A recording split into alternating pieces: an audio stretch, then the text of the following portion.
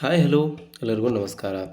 ಸ್ನೇಹಿತರೆ, ಇವತ್ತಿನ ಒಂದು ವಿಡಿಯೋದಲ್ಲಿ ಒಂದು ಇಂಪಾರ್ಟೆಂಟ್ ಆಗಿರುವಂಥ ಅಪ್ಡೇಟ್ ಬರ್ತಾ ಇರುವಂಥದ್ದು K S R T C ನೌಕರರಿಗೆ. Basically K S R T C ನೌಕರರಿಗೆ ಒಂದು ಇಂಪಾರ್ಟೆಂಟ್ ಆಗಿರುವಂಥ ಅಪ್ಡೇಟ್ ಅಂತಲೇ ಹೇಳ್ಬೋದಾಗಿದೆ. ಸೊ ಇವತ್ತು K S R T C ನೌಕರರಿಗೆ 26ರಲ್ಲಿ 38 ತಿಂಗಳ ಹಿಂಬಾಕಿ ಕೊಡಲೇಬೇಕು, ಹೈಕೋರ್ಟ್ನಲ್ಲಿ ವಾದ ಮಂಡಿಸಿದ ನೌಕರರ ಪರ ವಕೀಲರು ಅಂತ ಹೇಳಲಾಗ್ತಾ ಇದೆ. ಸೊ ವಕೀಲರ ಒಂದು ವಾದ ಏನಿದೆ, ಯಾವ ರೀತಿಯಾದಂತಹ ಒಂದು ತೀರ್ಪನ್ನು ನೀಡಲಾಯಿತು ಅಥವಾ ಯಾವ ರೀತಿಯಾದಂಥ ಅಪ್ಡೇಟ್ ಬಂತು, ಎಲ್ಲವುದರ ಬಗ್ಗೆ ಇವತ್ತಿನ ಒಂದು ವಿಡಿಯೋದಲ್ಲಿ ನಾವು ಡಿಸ್ಕಸ್ ಮಾಡೋಣ. ಸೊ ಹಾಗಾಗಿ ವಿಡಿಯೋನ ಕೊನೆವರೆಗೂ ನೋಡಿ. ಕರ್ನಾಟಕ ರಾಜ್ಯ ರಸ್ತೆ ಸಾರಿಗೆ 4 ನಿಗಮಗಳ ನೌಕರರ 38 ತಿಂಗಳ ವೇತನ ಹೆಚ್ಚಳದ ಹಿಂಬಾಕಿ ಹಾಗೂ 24 ಜನವರಿ 1ರಿಂದ ಆಗಬೇಕಾಗಿರುವ ವೇತನ ಹೆಚ್ಚಳ ಸಂಬಂಧ ಹೈಕೋರ್ಟ್ನಲ್ಲಿ ಇಂದು ವಿಚಾರಣೆ ನಡೆಯಿತು. ಈ ವೇಳೆ ನೌಕರರ ಪರ ವಕೀಲರಾದ ಎಚ್.ಬಿ. ಶಿವರಾಜು ಅವರು ಇದೇ ಫೆಬ್ರವರಿ 18ರಂದು ಸರ್ಕಾರ ಮಾಡಿರುವ 26 ತಿಂಗಳ ವೇತನ ಹಿಂಬಾಕಿ ಕೊಡುವ ಆದೇಶದ ಪ್ರತಿಯನ್ನು ನ್ಯಾಯಪೀಠಕ್ಕೆ ಸಲ್ಲಿಸಿದರು.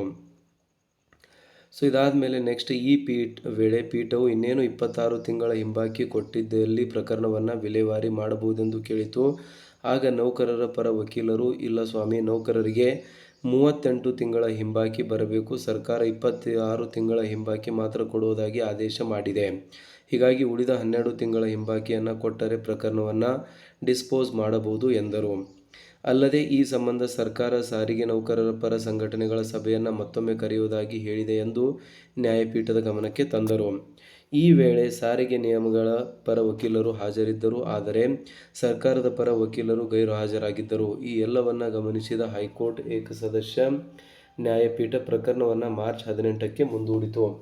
ಸೊ ಬೇಸಿಕಲಿ ಏನು ನೌಕರರಿಗೆ ಬರಬೇಕಾಗಿರುವಂಥ 18 ತಿಂಗಳ ವೇತನ ಹಿಂಬಾಕಿ ಇದೆ, ಅದಕ್ಕೆ ಸಂಬಂಧಿಸಿದಂತೆ ಸರ್ಕಾರದ ಜೊತೆ ಮೊನ್ನೆ ಸ್ಟ್ರೈಕ್ ಮಾಡ್ತೀವಿ ಅಂತ ಕೂಡ ಘೋಷಣೆಯನ್ನು ಮಾಡಲಾಗಿತ್ತು. ಬಟ್ ಅದನ್ನು ಮಾಡಲಿಲ್ಲ. ಕಾರಣ 26 ತಿಂಗಳ ಹಿಂಬಾಕಿಯನ್ನು ನಾವು ನೀಡ್ತೇವೆ ಅಂತ ಸರ್ಕಾರ ಒಪ್ಕೊಳ್ಳುತ್ತೆ. ಬಟ್ ಅದಾದಮೇಲೂ ಕೂಡ ಒಂದು ಸಂಘಟನೆ, ಒಂದು ನೌಕರರು ಹೈಕೋರ್ಟ್ ಮೆಟ್ಟಲನ್ನು ಏರ್ತಾರೆ. ಕಾರಣ ಬರೀ 18 ತಿಂಗಳ ವೇತನ ಕೊಟ್ಟರೆ ಮಾತ್ರ ಸಾಲೋದಿಲ್ಲ, ಅದಕ್ಕೆ ತಕ್ಕಂತೆ 38 ತಿಂಗಳ ಟೋಟಲ್ ವೇತನವನ್ನು ಇಲ್ಲಿ ನೀಡಬೇಕು ಅಂತ ಹೇಳಲಾಗಿದೆ. ಬಟ್ ಇದರಲ್ಲಿ ಒಂದಿಷ್ಟು ಪ್ರಾಬ್ಲಮ್ಸ್ಗಳು ಸದ್ಯಕ್ಕಿರುವಂಥದ್ದು. ಇದು ಕೋರ್ಟ್ ಮೆಟ್ಟಲೇರಿರುವುದರಿಂದ ಸ್ವಲ್ಪ ಸಮಯಾವಕಾಶ ಬೇಕಾಗ್ಬೋದು. ಮೊದಲನೇ ಒಂದು ಮೀಟಿಂಗ್ ಇವತ್ತು ನಡೆದಿದೆ. ಉಳಿದಿರುವಂಥ ಒಂದು ಪ್ರೊಸೀಡಿಂಗ್ಸು ಮಾರ್ಚ್ 28ಕ್ಕೆ ಮುಂದೂಡಲಾಗಿದೆ, ಆವಾಗ ನಡೆಯುತ್ತೆ ಅಂತ ಹೇಳಲಾಗ್ತಾ ಇದೆ. ಸೊ ನೆಕ್ಸ್ಟ್ ಹೇಳ್ತಾ ಹೋಗ್ತಾರೆ, 38 ತಿಂಗಳ ವೇತನ ಹೆಚ್ಚಳದ ಹಿಂಬಾಕಿ ಕೊಡುವಂತೆ ಇಂದು ಕೂಡ ನೌಕರರ ಪರ ವಕೀಲರಾದ ಸುಪ್ರೀಂ ಕೋರ್ಟ್ ಹಾಗೂ ಹೈಕೋರ್ಟ್ ವಕೀಲ ಎಚ್.ಬಿ. ಶಿವರಾಜು. ಸೊ ಎಚ್.ಬಿ. ಶಿವರಾಜು ಅವರು ಅವರು ವಾದವನ್ನು ಮಂಡಿಸ್ತಾರೆ. ಇಲ್ಲಿ ಸರ್ಕಾರ ಈಗಾಗಲೇ ಘೋಷಣೆ ಮಾಡಿರುವ 26 ತಿಂಗಳ ಹಿಂಬಾಕಿ ಜೊತೆಗೆ ಇನ್ನೂ ಉಳಿದ 12 ತಿಂಗಳ ಹಿಂಬಾಕಿಯನ್ನು ಕೊಡಲೇಬೇಕು ಎಂದು ವಾದವನ್ನು ಅವರು ಮಂಡಿಸಿರುವಂಥದ್ದು ಇಲ್ಲಿ ನೀವು ನೋಡ್ತಾ ಇದ್ದೀರಾ. ಸೊ ಒಟ್ಟಾರೆ ಸರ್ಕಾರ ಮತ್ತು ನೌಕರರ ಸಂಘಟನೆಗಳ ಪದಾಧಿಕಾರಿಗಳು ಈಗ ಮತ್ತೊಮ್ಮೆ ನಡೆಯುವ ಸಭೆಯಲ್ಲಿ ಯಾವ ತೀರ್ಮಾನ ತೆಗೆದುಕೊಳ್ಳುತ್ತಾರೆ ಅದರ ಮೇಲೆಯೂ ಈ ಪ್ರಕರಣ ನಿಂತಿದ್ದು, ಒಂದು ವೇಳೆ ನೌಕರರಿಗೆ ಮಾರಕವಾಗುವ ನಿರ್ಧಾರವನ್ನು ಸಂಘಟನೆಗಳ ಪದಾಧಿಕಾರಿಗಳು ತೆಗೆದುಕೊಂಡರೆ ಕೋರ್ಟ್ನಲ್ಲಿ ಆ ಬಗ್ಗೆಯೂ ವಾದ ಮಂಡಿಸಿ ಉಳಿದ 12 ತಿಂಗಳ ಬಾಕಿಯನ್ನು ಕೊಡುವಂತೆ ಮನವಿ ಮಾಡಲಿದ್ದಾರೆ ಅಂತ ಹೇಳಲಾಗ್ತಾ ಇದೆ ವಕೀಲರು. ಸೊ ಈ ಒಂದು ಪ್ರಕರಣದ ಹಿನ್ನೆಲೆ ನಿಮ್ಗೆ ಏನಾದರೂ ಗೊತ್ತಿಲ್ಲ ಅಂದರೆ ಒಂದು ಶಾರ್ಟ್ ಆಗಿರುವಂಥ ಒಂದು ಟೈಮಲ್ಲಿ ನಾವು ನಿಮಗೆ ಹೇಳೋಕ್ಕೆ ಇದನ್ನು ಇಷ್ಟಪಡ್ತೀವಿ. ಸೊ ಬೇಸಿಕಲಿ 2025 ಮಾರ್ಚ್ 10ರಂದು ಹೈಕೋರ್ಟ್ನಲ್ಲಿ 38 ತಿಂಗಳ ವೇತನ ಹೆಚ್ಚಳದ ಹಿಂಬಾಕಿ ಜೊತೆಗೆ 2024 ಜನವರಿ 1ರಿಂದ ಆಗಬೇಕಾಗಿರುವ ವೇತನ ಹೆಚ್ಚಳವನ್ನು ಈವರೆಗೆ ಸರ್ಕಾರ ಮಾಡಿರುವುದಿಲ್ಲ. ಹೀಗಾಗಿ ನೌಕರರಿಗೆ ನ್ಯಾಯ ಒದಗಿಸಬೇಕು ಎಂದು ನೌಕರರು ವಕೀಲ ಎಚ್.ಬಿ. ಶಿವರಾಜು ಅವರ ಮೂಲಕ ಹೈಕೋರ್ಟ್ ಮೆಟ್ಟಿಲನ್ನು ಏರ್ತಾರೆ. ಸೊ ಇದಾದಮೇಲೆ ನೆಕ್ಸ್ಟ್ ಏನಾಗುತ್ತೆ, ಈ ಪ್ರಕರಣ ವಿಚಾರಣೆ ಇಂದು ನಡೆಸ್ತಾರೆ. ಈ ನಡುವೆ ಅಕ್ಟೋಬರ್ 18, 2025ರಂದು KSRTC ಹಾಗೂ BMTC 7 ಮಂದಿ ನೌಕರರು ಈ ವೇತನ ಸಂಬಂಧ ಹೈಕೋರ್ಟ್ ಮೆಟ್ಟಲೇರಿದ್ದು, ಸರ್ಕಾರ ಹಾಗೂ ಸಾರಿಗೆ ನಿಗಮಗಳ ಆಡಳಿತ ಮಂಡಳಿಗಳು ನಮಗೆ ನ್ಯಾಯಯುತವಾಗಿ ಕಾಲಕಾಲಕ್ಕೆ ನೀಡಬೇಕಿರುವ ವೇತನ ಸೌಲಭ್ಯ ನೀಡುತ್ತಿಲ್ಲ ಎಂದು ಅರ್ಜಿಯನ್ನು ಸಲ್ಲಿಸ್ತಾರೆ. ಅದು ಅಂದರೆ WP ನಂಬರ್ ನೋಡ್ತಾ ಇರುವಂಥದ್ದು 31943, 31807, 32181, LBMTC ಹಾಗೂ WP LKSRTC. ಇದರಡಿ ನೌಕರರು ಸ್ವಯಂ ಪ್ರೇರಿತವಾಗಿ 38 ತಿಂಗಳ ವೇತನ ಹಿಂಬಾಕಿ ಹಾಗೂ 2024 ಜನವರಿ 1ರಿಂದ ವೇತನ ಹೆಚ್ಚಳ ಮಾಡಬೇಕು ಎಂಬ ಬಗ್ಗೆ ಅರ್ಜಿ ಸಲ್ಲಿಸಿದ್ದು, ಒಟ್ಟಾರೆ 3 ಪ್ರಕರಣಗಳು, ಈ ವೇತನ ಸಂಬಂಧಿಸಿದ ಪ್ರಕರಣಗಳು ಹೈಕೋರ್ಟ್ನಲ್ಲಿ ನಡೀತಾ ಇವೆ. ಸೊ ಒಂದು 38 ತಿಂಗಳ ಹಿಂಬಾಕಿಯನ್ನು ನೀಡಬೇಕು. ಇನ್ನೊಂದು 2024 ಜನವರಿಯಿಂದ ವೇತನವನ್ನು ಹೆಚ್ಚಳ ಮಾಡಬೇಕು 7ನೇ ವೇತನ ಆಯೋಗದ ಅಡಿಯಲ್ಲಿ. ಮತ್ತು 3 ಟೋಟಲ್ ಆಗಿ ಬೇಡಿಕೆಗಳು ಸರ್ಕಾರದ ಮುಂದೆ ಇಡ್ತಾ ಇರುವಂಥದ್ದು. ಅದೇ ಒಂದು ಬೇಡಿಕೆಗೆ ಸಂಬಂಧಿಸಿದಂತೆ ಹೈಕೋರ್ಟ್ ಮೆಟ್ಟಲನ್ನು ಇಲ್ಲಿ ಸರ್ಕಾರಿ ನೌಕರರು ಏರಿರುವಂಥದ್ದನ್ನು ಇಲ್ಲಿ ನೋಡ್ತಾ ಇದ್ದೀರಾ. ಸೊ ಇದಾದಮೇಲೆ ಒಟ್ಟಾರೆ ಸಾರಿಗೆ ನೌಕರರ ಸಂಘಟನೆಗಳ ಮುಖಂಡರ ಒಳಜಗಳ ಹಾಗೂ ಬನ ಬಡದಾಟದಿಂದಾಗಿ ಕಳೆದ 5 ವರ್ಷದಿಂದ ನೌಕರರಿಗೆ ಲಕ್ಷಾಂತರ ರೂಪಾಯಿಗಳ ಆರ್ಥಿಕ ನಷ್ಟ ಉಂಟಾಗುತ್ತಿದೆ.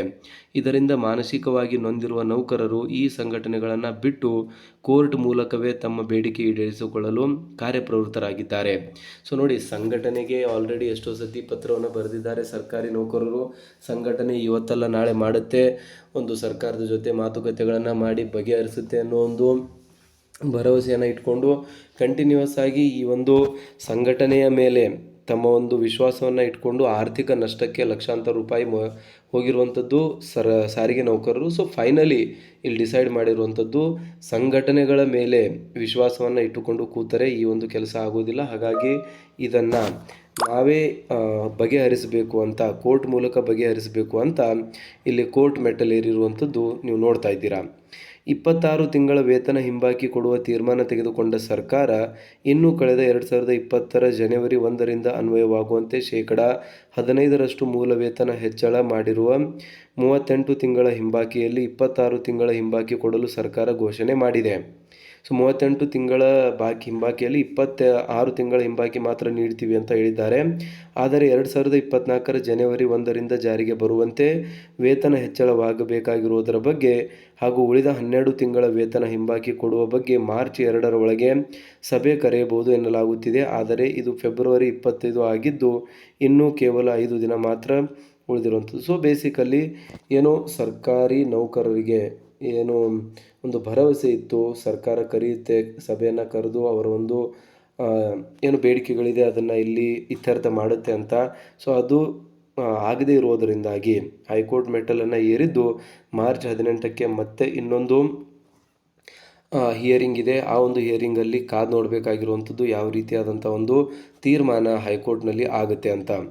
ಸೊ ಇದ್ರ ಬಗ್ಗೆ ನಿಮಗೇನು ಅನಿಸುತ್ತೆ? ಸರ್ಕಾರ ಈ ರೀತಿಯಾಗಿ 38 ತಿಂಗಳ ವೇತನ ಹಿಂಬಾಕಿಯನ್ನು ಹಿಡಿದಿಟ್ಟುಕೊಂಡಿರುವಂಥದ್ದು, ಕೊಡಿ ಸ್ವಾಮಿ ಅಂತ ಕೇಳಿದಾಗ 26 ತಿಂಗಳು ಕೊಡ್ತೀವಿ, ಆಮೇಲೆ 2024 ಜನವರಿ 1ರಿಂದ ಆಗಬೇಕಾಗಿರುವಂಥ ವೇತನ ಹೆಚ್ಚಳವನ್ನು ಮಾಡದೇ ಇರುವಂಥದ್ದು, ಈ ಎಲ್ಲ ಒಂದು ವಿಷಯಗಳು ಸರ್ಕಾರಿ ನೌಕರರಿಗೆ ಎಷ್ಟು ಕಷ್ಟ ಕೊಡ್ತಾ ಇವೆ ಮತ್ತು ಅವರ ಒಂದು ಆರ್ಥಿಕ ಸಂಕಷ್ಟಕ್ಕೆ ಯಾವ ರೀತಿಯಾಗಿ ದೂಗ್ತಾ ಇದೆ ಅಂತ ದಯವಿಟ್ಟು ನಿಮ್ಮ ಒಂದು ಅನಿಸಿಕೆಗಳನ್ನು ಕಮೆಂಟಲ್ಲಿ ತಿಳಿಸಿ. ಮತ್ತು ಚಾನಲ್ನ ಇನ್ನೂ ಸಬ್ಸ್ಕ್ರೈಬ್ ಆಗಿಲ್ಲ ಅಂದರೆ ದಯವಿಟ್ಟು ಸಬ್ಸ್ಕ್ರೈಬ್ ಮಾಡ್ಕೊಳ್ಳಿ. ಸರ್ಕಾರಿ ನೌಕರರು ಮತ್ತು ಪ್ರಜೆಗಳಿಗೆ ಉಪಯುಕ್ತವಾಗಿರುವಂಥ ಒಂದು ಮಾಹಿತಿಯನ್ನು ನಾವು ಕೊಡ್ತಾ ಇರ್ತೀವಿ. ಸಿಗೋಣ ಸ್ನೇಹಿತರೆ ಮುಂದಿನ ವಿಡಿಯೋದಲ್ಲಿ. ಜೈ ಹಿಂದ್, ಜೈ ಕರ್ನಾಟಕ.